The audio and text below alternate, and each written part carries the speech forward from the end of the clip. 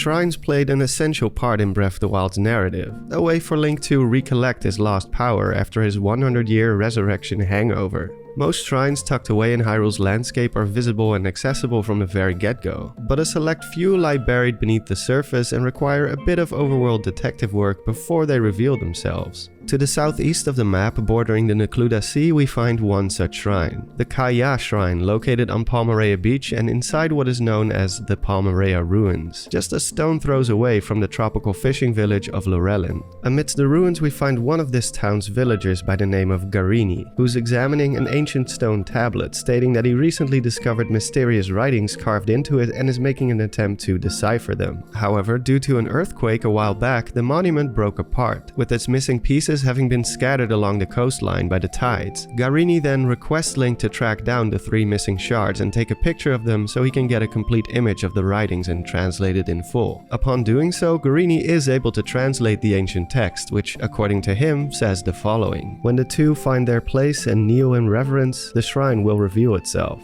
For some reason, Garini has no clue what to do next. Strange for a guy who's smart enough to decipher ancient text, but luckily most of us had an easy time figuring this one out. You kneel on the pedestal as Garini follows your example and voila, the shrine finally appears. Now, this is all well and good, but we're not here to talk about the shrine or even the quest leading up to it, but rather the stone monument itself. Ever since people stumbled upon this ancient tablet back in 2017, they were quick to draw comparisons to a particular artifact from a previous Zelda game, the Mirror of Twilight from The Legend of Zelda: Twilight Princess. And I can see why. Both are shaped like a circle, have a dark gray color to them, and both were shattered into 4 pieces, with 3 of them missing. Due to the similarities, people in some cases have been outright calling it the Mirror of Twilight. But is that really the case? Is there really a connection between the two, or is it just a coincidental design choice? Well, let's take a closer look, shall we?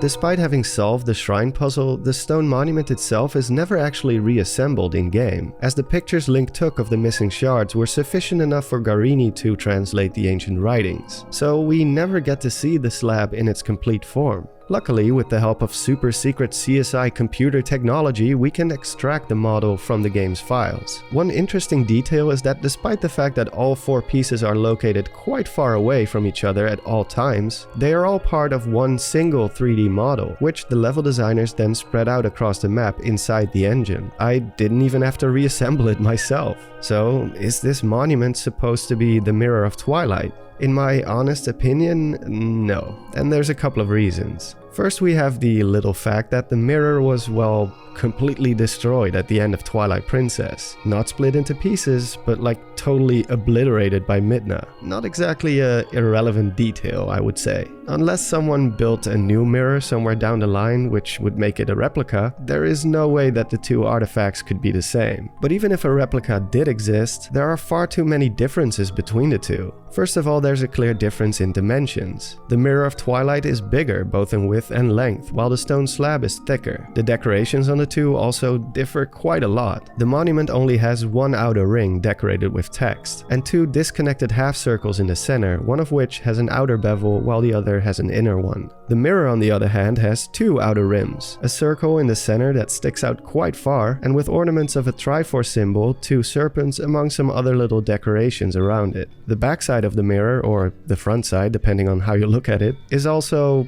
well, a mirror. A reflective surface decorated with a complex geometry, while the backside of the monument is just a flat surface, devoid of any details. The pedestal the mirror stands on is also quite embellished and seems to have been made from metals, whereas the stone tablet sits on 2 stone feet, so to speak. So no, I do not believe the 2 have a connection lore-wise. Could it still at least be a reference to the Mirror of Twilight?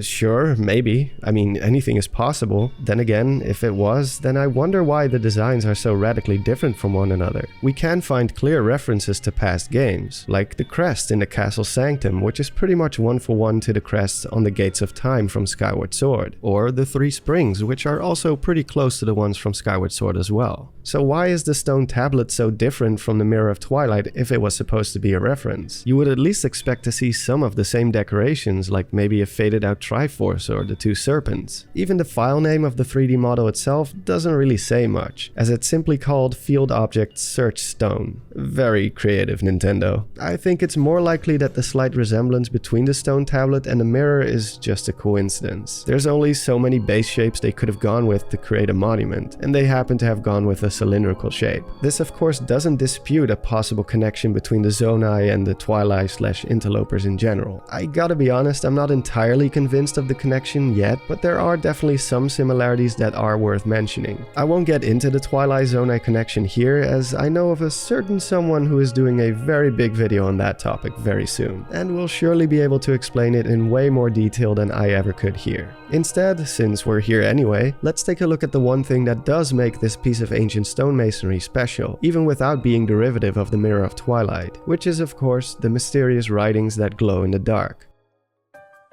We've already discussed in the past that the writings are most likely glowing because they were made using luminous stones, which does have a connection to the Zonai of the Faron region to some degree, and some of the other structures that make up the Palmyrea ruins are unmistakably of Zonai origin. However, I don't want to get too deep into the Zonai specifically in this video, but more so what the existence of these writings mean, because anyone who's researched or studied anything Zonai related in Breath of the Wild's overworld knows that the Zonai don't seem to have had any writings. None of their prominent architecture features anything more than stylized decorations like swirls, snake patterns, and other ornaments, but never anything that looks like an actual alphabet or even hieroglyphics really. Even in the Breath of the Wild 2 trailer, the only thing we can find are cave paintings of what is presumably Ganondorf and other humanoid beings alongside him. So how did this one single monument suddenly feature writings which can be translated into modern day sentences? This is not a strange question to ask, because so far the only written languages in the Zelda series we can actually translate are Hylian, which comes in a few different versions, Sheikah writings, and Gerudo. And in Breath of the Wild, these are the only written languages we can find in the entire game, except for this one stone monument. And it gets even weirder when you think about the implications of this text. It's supposed to serve as a hint to open up the ancient Sheikah shrine. But if this is ancient Zonai writing, the only known rendition of it, how would they, referring to the ones who originally carved the monument, know that a Sheikah shrine was going to be built here? We know that the Sheikah repurposed a variety of different ruins to serve as a shrine puzzle, but not just those of Zonai origin, but also ancient Gerudo and ancient Hylian as well. So that kinda leaves us with two different options. Either the Zonai were alive 10,000 years ago and were working with the Sheikah to create the shrine puzzle, or the Sheikah themselves carved it into this tablet, and instead of their own language, they somehow knew the Zonai alphabet and recreated it on this monument.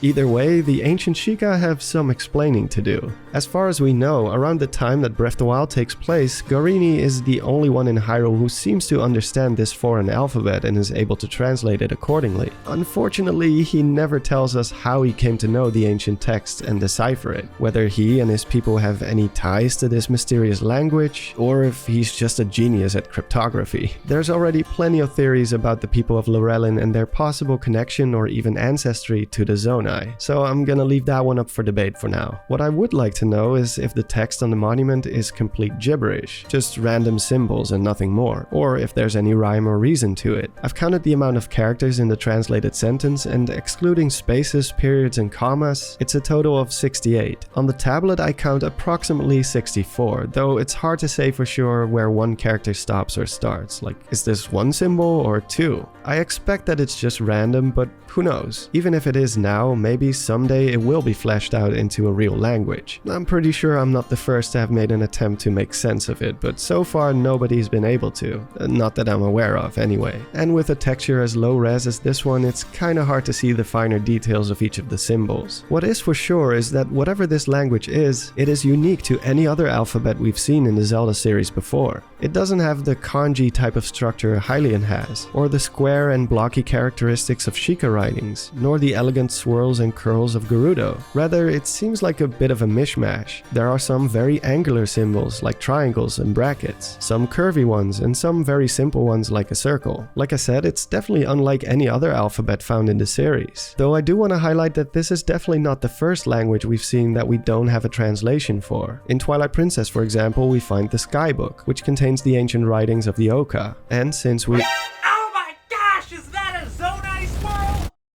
Huh, that was weird. Anyway, since we only ever get to see 6 characters of the Oka alphabet, it's unlikely we'll ever get a full translation of it. Now, I know that some of you in the comments are already making connections between the Zonai writings and the swirling energy in the Breath of the Wild 2 trailer. And you know what? I'm totally down with that. But as of right now, I don't really see it yet. I'm definitely missing some of the more angular symbols here. As for those who are big proponents of the Twilight connection, that too cannot be ruled out. As far as we know, we've never seen the alphabet the Twilight use. It could be that they simply use Hylian since they seem to speak Hylian to Link, and Ganondorf and Zen too seem to be able to understand each other just fine, but who knows, maybe they did develop their own written language alongside it. Whatever the case may be, this is one mystery I definitely do hope we can one day label as solved. Thanks a lot for watching, and as always a big thanks to my Patreons and members for supporting my channel financially. We've got Tanner Cossack, Lovelust Heart, Dan Gamble, Pedro Figuera, and my very own cousin Mikey joining the cause. Thank you all so much, and Mikey, I'll be seeing you at the E3 livestream. It's gonna be hype. That is all for now, and hopefully I will see you in the next video. This is Don signing off, and have a good one.